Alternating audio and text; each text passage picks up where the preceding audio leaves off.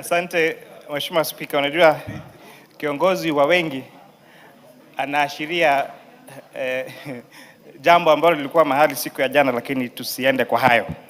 Mswada huu Mheshimiwa Spika ni muhimu sana wakati huu kwa sababu utalenga kusaidia wananchi moja kwa moja katika kukabiliana na gharama ya juu ya bei ya mafuta. Ni wajibu wa bunge hususan bunge la taifa kuhakikisha kuwa sheria zinasaidia wananchi wakati wa changamoto kama hizi.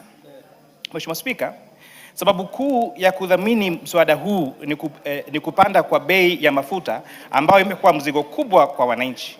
Ni muhimu kuelewa Mheshimiwa Spika, kupanda huku hakujasababishwa na sera ndani ya nchi pekee, bali kwa kiwango kikubwa kinachangiwa na hali ya soko la kimataifa. Kenya hununua mafuta kutoka nchi za nje na hivyo bei zake hutegemea bei za dunia pamoja na thamani ya dola ya Marekani. Hii ina maana kuwa tunapoona bei ya mafuta inapanda, mara nyingi sababu iko nje ya mipaka ya nchi yetu. Mheshimiwa Spika, kati ya mwezi wa Februari na Machi mwaka huu wa 2026, dunia ilishuhudia ongezeko kubwa la bei ya mafuta. Petroli ilipanda kutoka dola 686 hadi dola 973 kwa tani moja. Dizeli ilipanda kwa kiwango kikubwa zaidi kutoka dola 637 hadi dola 1388. Huku mafuta ya taa ikiongezeka zaidi kwa dola 681 hadi 1512. Hii inamaanisha wazi kuwa gharama zimeongezeka kwa kiwango kikubwa sana ndani ya muda mfupi, hali ambayo imeathiri nchi nyingi na sio nchi ya Kenya peke yake, nchi mingi katika ulimwengu wote. Kwa hivyo Mheshimiwa Spika, wakati huo dhamani ya shilingi yetu ilipungua kiwango kilinganishwa na dola Marekani kutoka shilingi 129 na senti 27 kwa dola mwezi jana hadi shilingi 180 na senti 8. Ingawa huku tofauti ya dola hii inaonekana kidogo mno, athari yake kwa bei ya mafuta ni kubwa sana, ile tunaita kwa Kiingereza the spill effect. So Mheshimiwa Spika, matokeo ya mabadiliko haya yote yanaonekana moja kwa moja katika gharama ya kuingiza mafuta nchini. Petroli iliongezeka kwa zaidi ya asilimia 41, diesel kwa karibu asilimia 69 na mafuta ya taa kwa zaidi ya asilimia 105. Kwa hivyo ni juhudi gani ambazo tunafaa kufanya kuhakikisha kwamba bei ya mafuta imeweza kwenda chini? Jambo la kwanza Mheshimiwa Spika ambalo limeangaziwa ni kutumia zaidi ya bilioni 6.2 kupitia hazina ya uimarishaji wa mafuta, ile tunaita kwa kimombo Petroleum Stabilization Fund. Kwa hivyo ni vizuri kueleza Wakenya tayari shilingi bilioni 6.2 zimeweza kutumiwa tayari kuweza kupunguza athari ya bei ya mafuta isiweze kuwa juu zaidi. Juu ya hao Mheshimiwa Spika, tuliona siku ya juzi waziri wetu wa fedha akifanya kupitia gazette notice kupunguza ile VAT ushuru ambao ulikuwa kwa mafuta kutoka kwa 16% hadi 13%. Na ni vizuri tueleza Mheshimiwa Spika, hii ni kwa sababu tumewezesha kupitia kanuni zetu za bunge kumpa mamlaka waziri kupunguza VAT but kwa kiwango tu cha 25%, na kwa hivyo waziri hangeweza kupunguza VAT kwa asilimia nyingine zaidi kuliko hivyo bila idhini ya bunge. Na ndio maana Mheshimiwa Spika, sasa tuko hapa siku ya leo kupitisha huu mswada ili VAT sasa iweze kupunguzwa kutoka 13% hadi 8%, Mheshimiwa Spika, ili tuone kwamba bei ya mafuta ya petroli iweze kupungua kupitia shilingi 9 na senti 37 na diesel iweze kupungua kwa shilingi 10 na senti 21, Mheshimiwa Spika. Mheshimiwa Spika, ni vizuri kueleza Wakenya kwamba sababu ya sisi kuchaguliwa ni kukuja kufanya sheria ama kuunda sheria katika nyumba hii. Na hivyo mojawapo ambayo tumefanya vile rais ameamrisha na vile baraza la mawaziri wanaamrisha, ndio maana hii sheria imeweza kuchapishwa leo, na leo hii tutaweza kupitisha kutoka first reading hadi third reading, ili bei ya mafuta kuanzia leo hiyo VAT iweze kupungua kutoka 16% hadi 8%, Mheshimiwa Spika.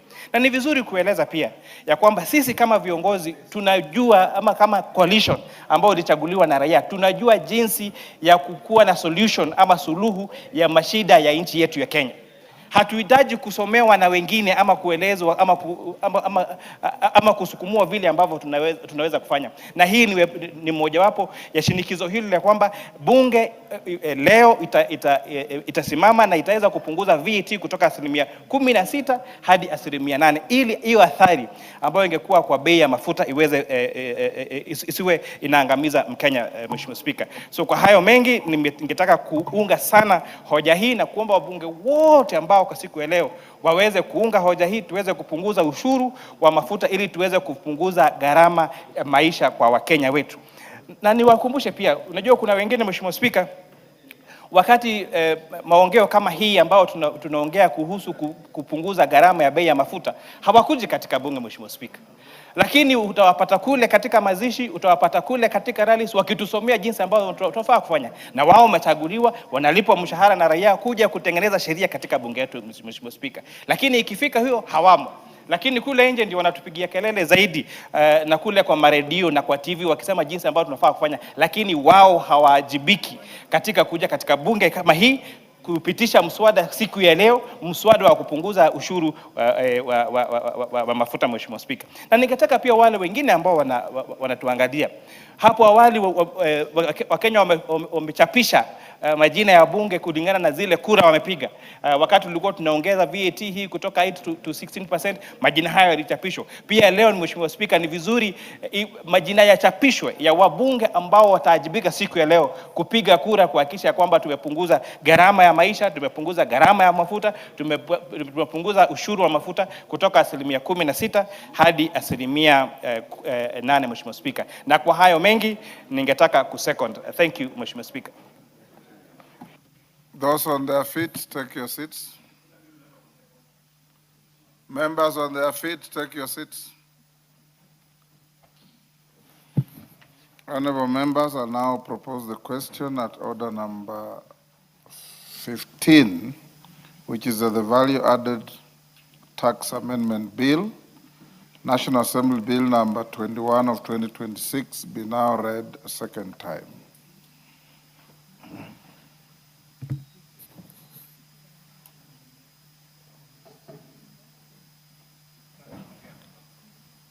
Makali Mulu. Since we agreed on limited time, how many minutes do we give to each member? 3 minutes? Okay. 3 minutes, Makali. Yeah, thank you, Honorable Speaker. Honorable Speaker, I do stand to support this bill, the bill for reducing VAT from 16 to 8%, Honorable Speaker. Honorable Speaker, what this House has done today is very important. You know, yesterday, Honorable Speaker, when we had the reduction from 13 to 8, making the total reduction to be 50%, we were wondering whether that is within the legal framework. And it's important that, Honorable Speaker, what we have done today should be the way to go. That the reduction of VAT by beyond 25% needs the House's approval. We all live in this country. I don't think there is any stranger in Jerusalem here. And we know what is happening out there. So, honorable members, we need to caution our Kenyans, the public who are using public transport, Kenyans who are manufacturing. The cost of energy has gone very high because of this increase in oil prices. So I think we need to pass this bill as soon as possible. But I also want to urge the government, Honorable Speaker, because I've had Kenyans debating about why is oil cheaper in Uganda, in Tanzania, and the neighboring country as compared to Kenya. The reason is because of the taxes and the levies we boast to the product, because we get them from the same source. So, Majority Leader, we could also blow upon the government to look further at what other areas we can actually reduce the levies and the taxes so that we make oil cheaper for Kenyans. And I like the idea of the 90 days, Because if the situation improves because of the war, then we can go back to 16%, but we'll have taken care of our people so that Kenyans don't suffer more than they have suffered. With those minor remarks, Honorable Speaker, I support. Thank you. Russell? Thank you very much, Honorable Speaker. Honorable Speaker, I rise to support this bill. Last night I was watching The Citizen, and Honorable Kuria was among the panelists. And I think we were debating as if we don't live in this country, or we don't understand what globally is affecting the world. The issue of this war, even if it's going to end tomorrow, the residual effect is going to be long, and it is likely to impact the world even more than what we are seeing today.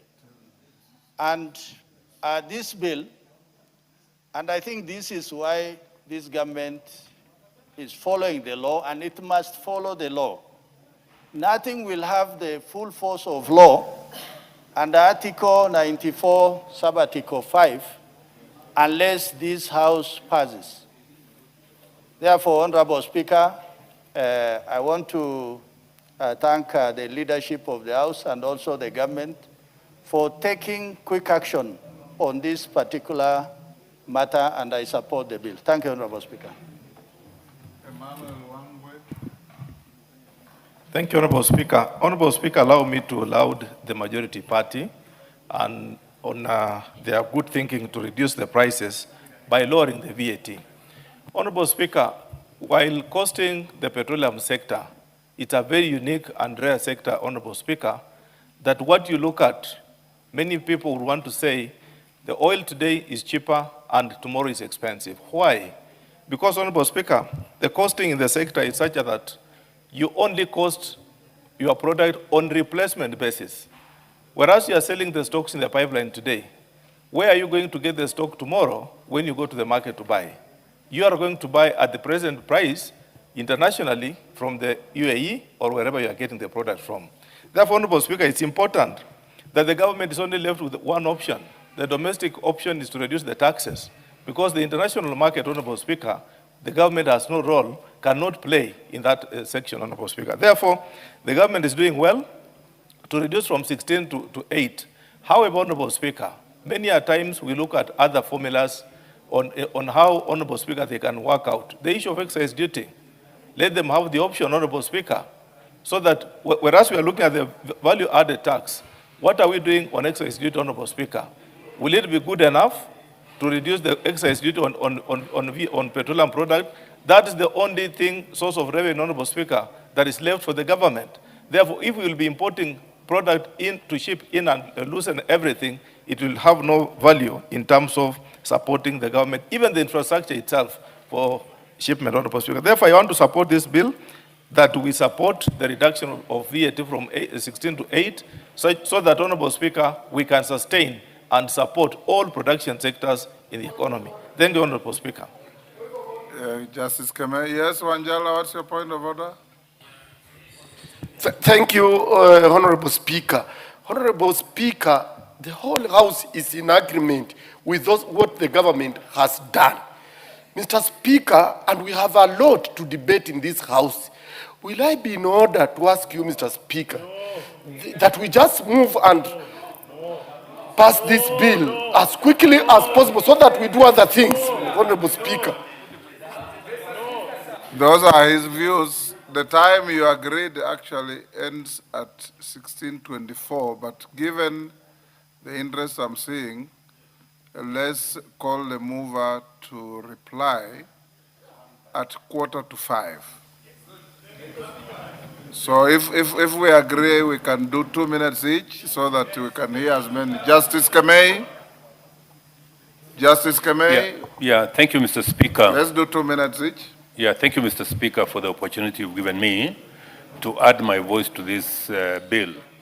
From the onset, Mr. Speaker, I want to say I support the bill.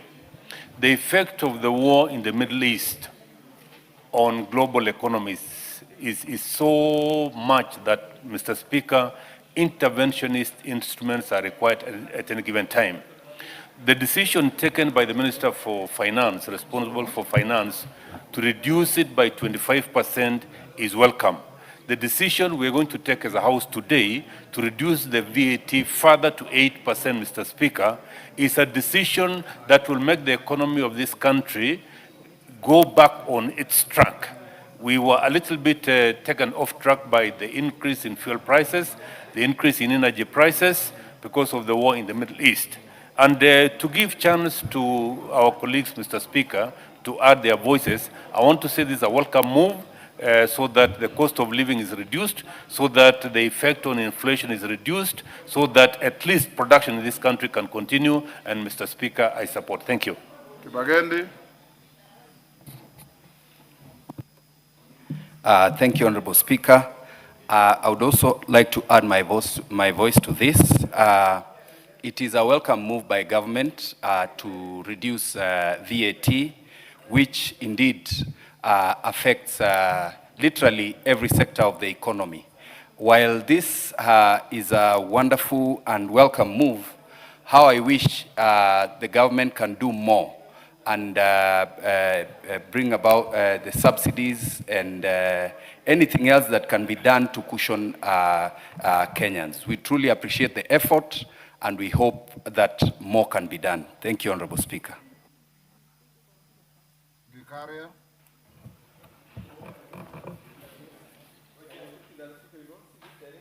Thank you, Honorable Speaker. Is in Vicaria in that direction? I rise to support this very important bill that has been brought by the majority leader. Honorable Speaker, the first thing is the importance of the commencement date. Honorable Speaker, as indicated in the bill, it says that this act may be cited as the Value-Added Tax Amendment Act 2026 and shall be deemed to come into effect on the 15th. Honorable Speaker, that is very key and very important that as we finish today, the act becomes, once it is accented to, it becomes into law. Second, Honorable Speaker, it is unfortunate that some of the people who make a lot of noise out there, who ought to have been here to be able to contribute to this very important legislation, are not here. But we want to appreciate, Honorable Speaker, that the government has taken, through this bill, has taken some steps to be able to address a very, very important aspect. And lastly, Honorable Speaker, is to assure Kenyans that we had an opportunity to be able to go through this process with the respective the ministry and the respective stakeholders. Honorable Speaker, it's my to say to Kenyans that we have enough fuel, petroleum products in the country, and we are just hoping that EPRA will also take their responsibility for doing the enforcement and compliance for those who fall. Yes, Shakil. Thank you, Mr. Speaker, sir. Firstly, I support this emergency action and by the government to reduce from 16 to 8%. Mr. Speaker, this should be added on with certain other measures to make the right effect onto the consumers. We have a Petroleum Development Levy Fund, Mr. Speaker, sir, and this should be working in concurrence, and if the Chairman of the Finance was listening, perhaps he might, Chairman of Finance, if you listen to us. Wanakuria, you took. That you listen to him. I would kindly request that if you, I followed what you said very well. The Petroleum Development Levy Fund should be linked in as a twin action so that we can reduce emergency, reduce the cost of cost of fuel and economic revive the economy of this country. I've read a lot about this particular aspect. I would request also that paraffin And there's not much use of paraffin. Paraffin should be zero rated or reduced to zero. It will not have much of an effect, but will help wananchi in the reserves. Thank you. Thank you, Mukunji. There's a mic there. Okay, go ahead. Thank you, Honorable Speaker. I also rise to say that I support the reduction, but Honorable Speaker, I want to say that we need to do more, because Honorable Speaker, every single part of our lives, when it comes to fuel prices, it is affected, Honorable Speaker. Many of the messages I'm getting on my phone since yesterday, Honorable Speaker, involves increment in prices of commodities, including cement. And Honorable Speaker, we need to look on how we can even do more. We have the Honorable Speaker fuel levy that we also can do something to reduce, so that Honorable Speaker, we can even go further down when it comes to the prices of diesel and petrol. Honorable Speaker, also, there has been a lot of debate, and the chair financed and a very vibrant debate yesterday. And Honorable Speaker, I want to say that this House must also look at this thing that is being called G2G agreement and clearly define whether it is truly G2G. There is sentiment that on one side is government to government, but on this other side, Honorable Speaker, there is no government. It is individuals that are benefiting. And then we are still using the word G2G, Honorable Speaker. When it comes to fuel, we don't want to look at this and say we should have done more as a House. I propose we look at even how to reduce on the fuel levy, see how we can remove the increased 8 shillings. Your time is up. Yes, Bonnie. Thank you, Mr. Speaker. Let me say on onset, I'm supporting this proposal by the CS Finance. Mr. Speaker, last week, 2 weeks ago, we met the CS National Treasury to explain how the government is prepared to handle the fuel crisis, which is affecting globally. And 3 issues came out on how to cushion Kenyans on fuel prices. One of them being reduction of VAT, looking for alternative sources of fuel, especially from Africa. And of course, because these effects are going to affect the budget, we also looked at second supplementary budget. Mr. Speaker, 2001, the Departmental Committee on Finance and National Planning, we conducted an inquiry on fuel prices in the country. And we realized that 50% of the fuel pump price is taxes. These taxes include VAT, excise duty, import duty, and various levies, including load and maintenance levy, petroleum development, and railway development levy, and other levies. Mr. Speaker, these taxes have made, and levies have made our fuel very expensive. As we talk now, Kenya fuel pump price for petrol is 206, while Tanzania is 190, and Uganda is 187. So there's a urgent need really to refuel all these taxes so that our fuel can be cheaper and reduce the effect of production, because fuel is also being used for manufacturing, and reduce the cost of. Moses Kirima. Thank you, Mr. Speaker, for seeing me. Mr. Speaker, I thank you for giving me a chance to contribute to this important bill before us, that the reduction of 8% from the VAT 16% is a positive direction which the government has taken to caution Kenyans against the escalating prices of fuel, which has been necessitated by the war between Iran, America, and Israel.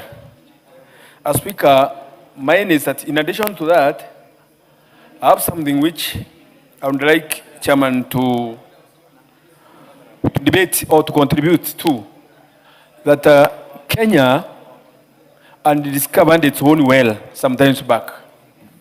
And well is a necessary commodity and a compulsory one. If we had developed our own wells, if we had developed and exploited the resources we have, we could not be facing what we are facing now. Because if you hear of Southern Sudan, Nigeria, Angola, and some few other countries, they are not undergoing what we are undergoing a stressful moment. Because as we speak, from cow feed to underwear, even a food to put on the table, everything has been increased due to the escalation of oil prices. Why can't we as Kenyans sacrifice in one or the other and look at that direction of developing our own well, yet we have wells which we haven't discovered? Petrol has been discovered in Kenya, Mr. Speaker, and nobody has ever spoken about it and what we are supposed to do to have production which can assist Kenya. We can have massive wealth if we develop our own well. That's what... Time up. Member for Kapchai.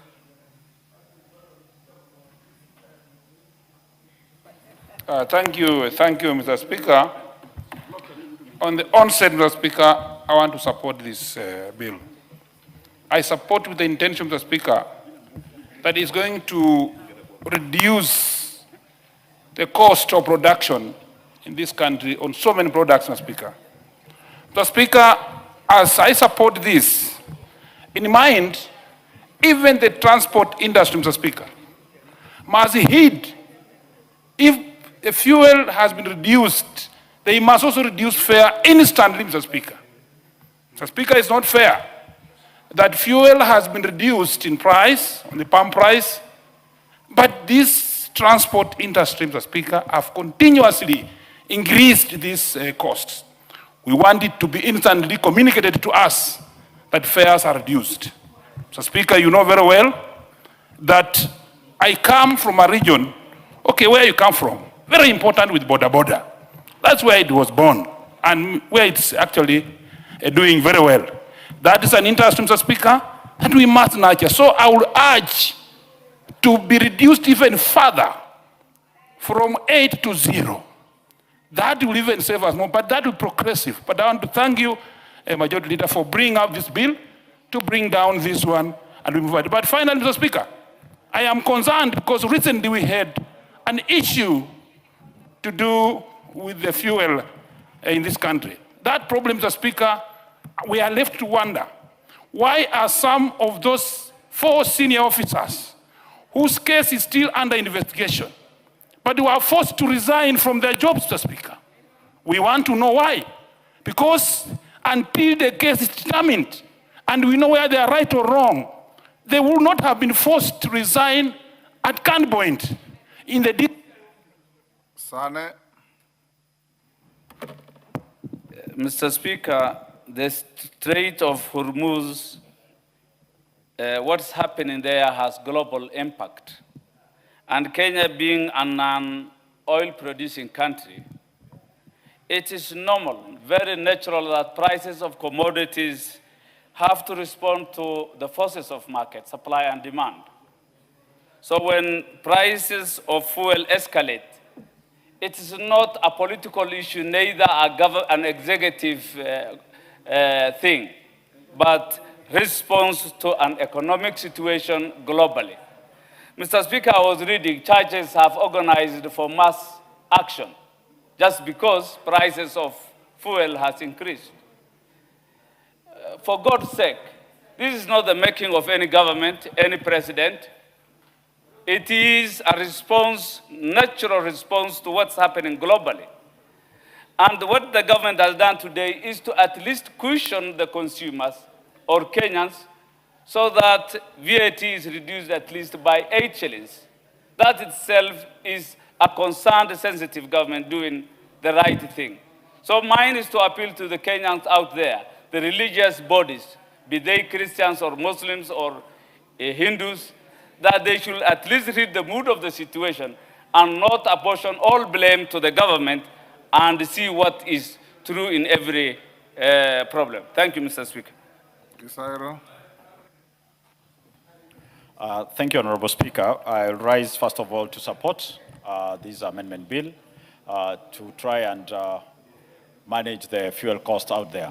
Honorable Speaker, with my 19 years experience in petroleum, because that's the industry where I operate, Honorable Speaker, the biggest challenges with many governments is not taking into consideration the oscillating nature of the global pricing of petroleum and petroleum products.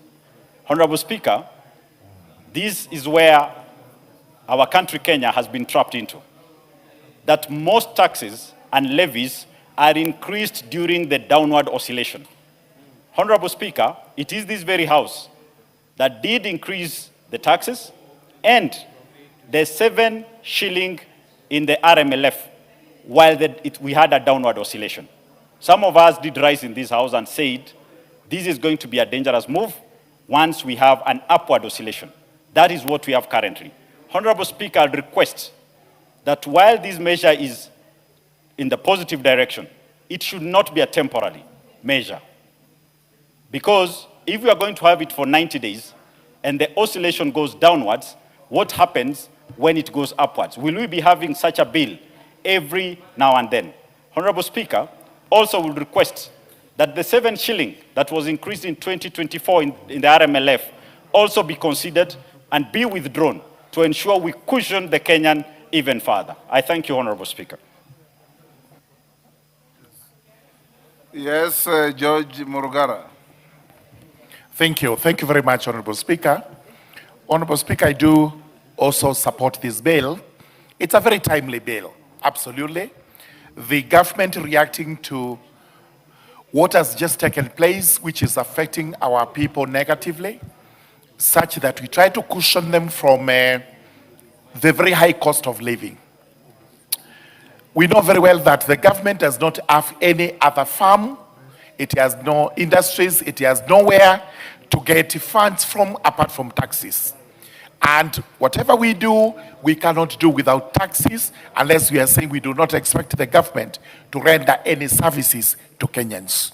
However, when the time comes and when necessity calls, it is important to relook at those taxes for the sake of making it easier and better for Kenyans to have a better living. So this is one timely bill which I do support and urge the government, as my colleagues are doing, if there is anything else that can be done to bring the cost of fuel down, let it be done.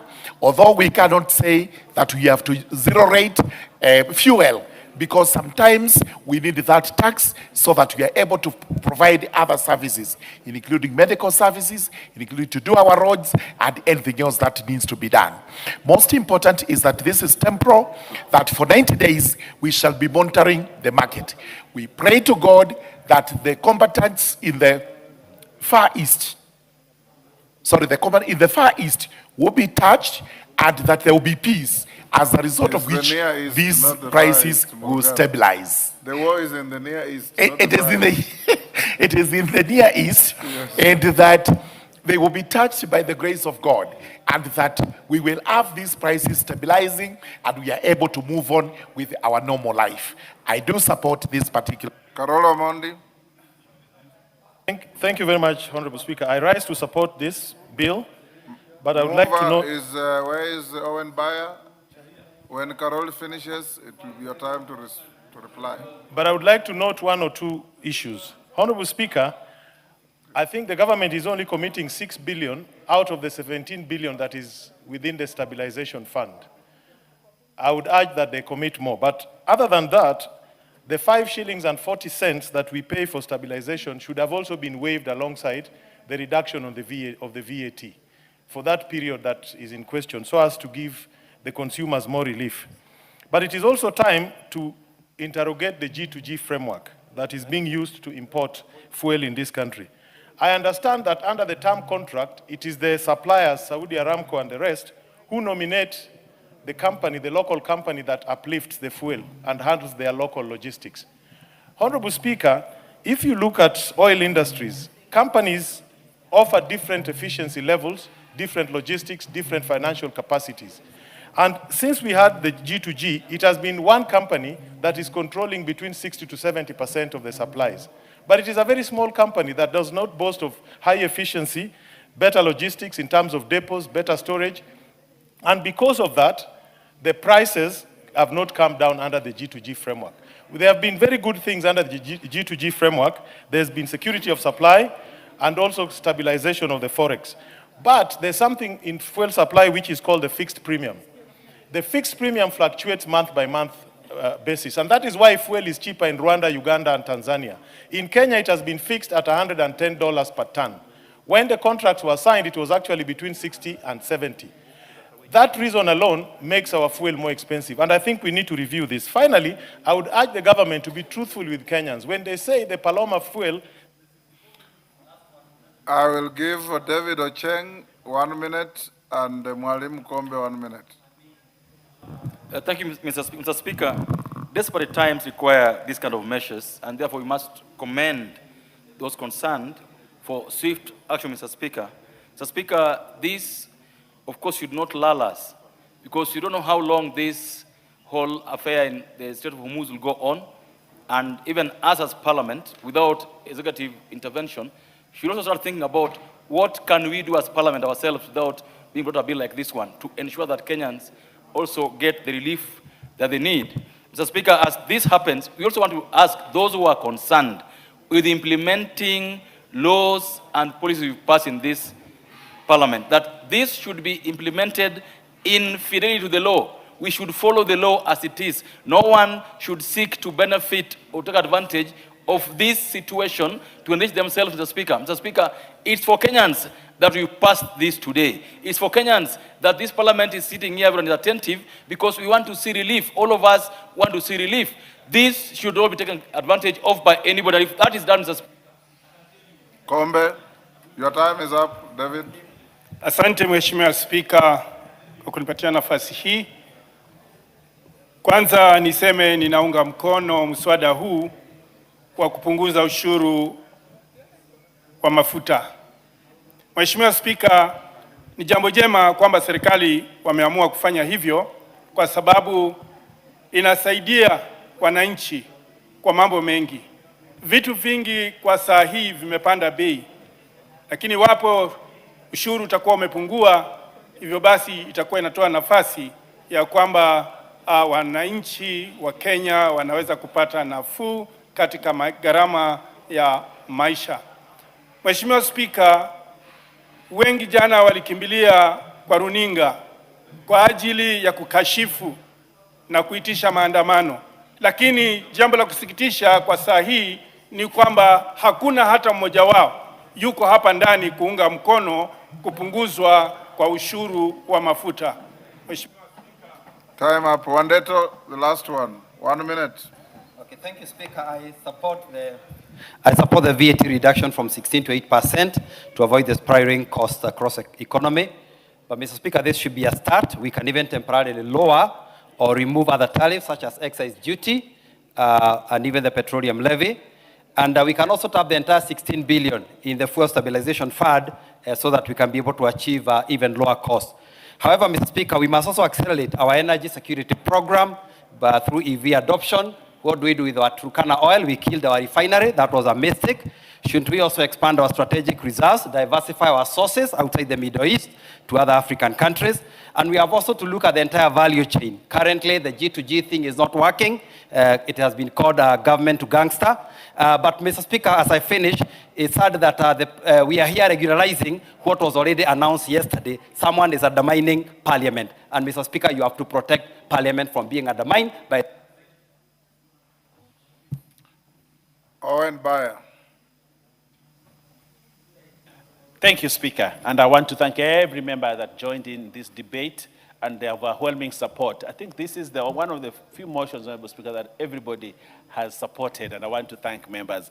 In reply, Honorable Speaker, I want to say that we joined the league of other countries, such as South Africa, Zambia, Namibia, Ghana, who have also done the same in their parliaments. They have actually gone to reduce taxes in order to cushion their countrymen and women. And I think we are on the right trajectory. Honorable Speaker, I want to say that we are not just reducing fuel cost, but we are saving our economy. This move, Honorable Speaker, is not just about reduction of the fuel cost, but we are actually saving our economy because fuel, the effect and impact on fuel goes along many other sectors, and this is a move on the right direction. Honorable Speaker, I also want to say that I want to note what members have said, that we need to go deeper to look at the other levies and many other things so that we can bring down the cost. And I think this government is alive to such things, that we need to do everything possible to ensure that the prices of fuel do not skyrocket. And it is at a time like this, Honorable Speaker, that parliaments rise to the occasion to protect their citizens. And we have done that under your leadership, Honorable Speaker, and this 13th Parliament will be remembered for coming out to protect the citizens. And lastly, Honorable Speaker, I want to say we need to end the war in the Far East, in the Middle East. That war needs to end because it is impacting us, a war that we never want to be involved in, but it is impacting us. And therefore, as we amplify our voices, let those that are responsible for this war end it so that we may not continue to have this fuel crisis as we have now. I thank you, Honorable Speaker, and I reply. Members on their feet, take your seats.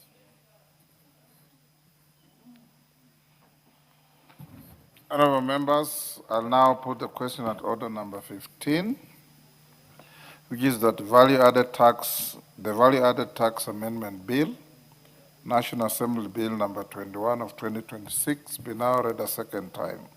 As members of that opinion say aye. Aye. Will those of the contrary opinion say nay? The ayes have it. A bill for an act of parliament to amend the Value Added Tax Act and for connected purposes. Order number 16, Committee of the Whole House. Honorable members, will you be upstanding?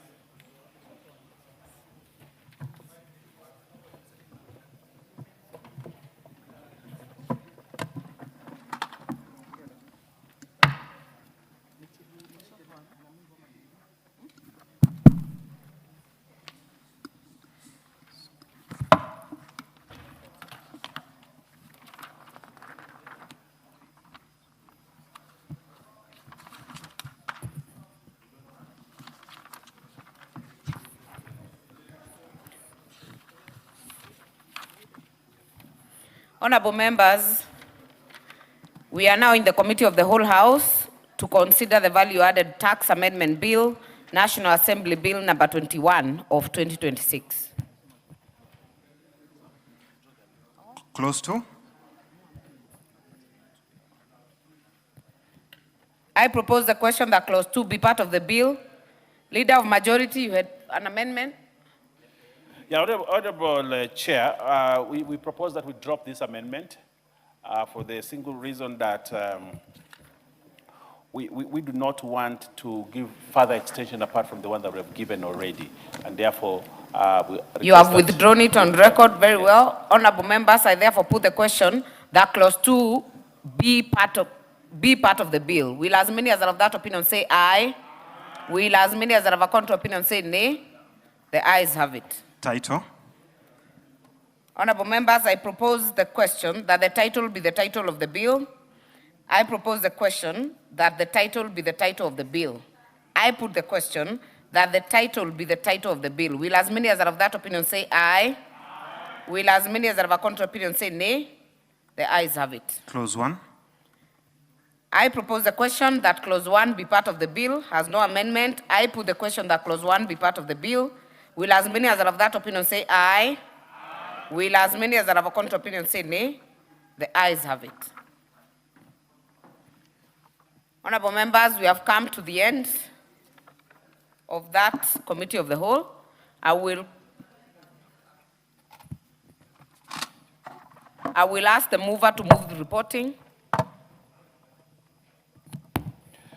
Honorable Chairperson, I beg to move that the committee do report to the House its consideration of the Value-Added Tax Amendment Bill, National Assembly Bill, number 21 of 2026, and its approval thereof without amendments. Very well. I therefore put the question, which is that the committee do report to the House its consideration of the Value-Added Tax Amendment Bill, National Assembly Bill number 21 of 2026, and its approval thereof without amendments. Will as many as are of that opinion say aye? Will as many as are of a contrary opinion say nay? The ayes have it.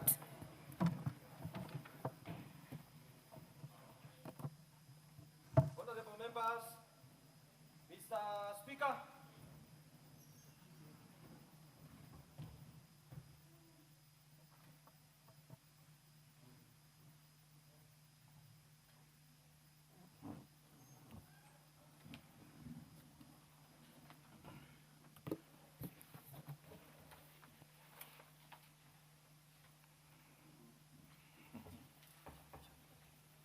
Chairperson. Honorable Speaker, I beg to report that the Committee of the Whole House has considered the Value-Added Tax Amendment Bill, National Assembly Bill number 21 of 2026, and approved the same without amendments. Mover. Honorable Speaker, I beg to move that the House do agree with the committee in the said report. I also request the Honorable Murungara to second the motion for agreement with the report of the Committee of the Whole House. Thank you very much, Honorable Speaker. Honorable Speaker, I beg to second. Thank you. Kuria Kimani, take your seat. Today you are very mobile.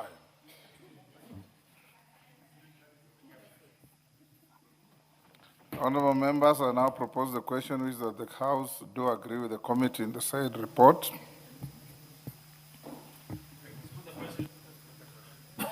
Question. I now put the question, honorable members, which is that the House do agree with the committee in the said report. As members of that opinion say aye. Aye. Will those of the contrary opinion say nay? The ayes have it. Mover. On Speaker, I beg to move that the Value-Added Tax Amendment Bill, National Assembly Bill number 21 of 2026, be now read a third time. I also request the Honorable Kuria Kimani to second. Honorable Speaker, I beg to second. Thank you, honorable members. I now propose the question, which is that the Value-Added Tax Amendment Bill, National Assembly Bill number 21 of 2026, be now read a third time. We put the question. Honorable members, I now put the question, which is that the Value-Added Tax Amendment Bill, National Assembly Bill number 21 of 2026, be now read a third time. As members of that opinion say aye. Aye. Will those of the contrary opinion say nay? The ayes have it. A bill for an act of parliament to amend the Value-Added Tax Act and for connected purposes. Thank you, honorable members. We now go back to order number 7. We were left with one statement by the majority leader. Call it out. Order number 8, questions and statements. Number 8 or number 7? Order number 7. Order number 7, questions and statements. Majority Leader. Thank you. Thank you very much, Honorable Speaker. Honorable Speaker, pursuant to the provisions of Standing Order 44.2a